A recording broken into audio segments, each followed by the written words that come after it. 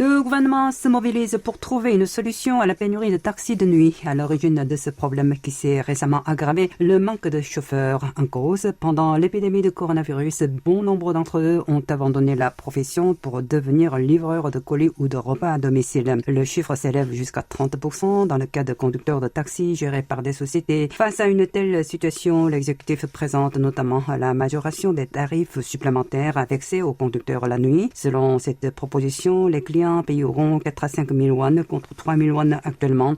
S'ils font venir un taxi, et c'est bien entendu pour une meilleure rémunération des chauffeurs, la mesure sera appliquée d'abord dans la région de Séoul avant la fin de l'année. À ce propos, le ministre des Transports, Won Hee-ryong, a expliqué que l'augmentation de ces tarifs réglementés de nuit profiterait aux chauffeurs et non pas aux plateformes de taxi. Autre décision annoncée, il s'agit d'amender la disposition concernée pour lever les règles qui contraignent les taxis de ne pas circuler selon les jours et les uns après les autres. Une obligation qui est maintenue depuis 50 ans. À Séoul, où la situation est très grave, elle sera supprimée dès ce mois-ci.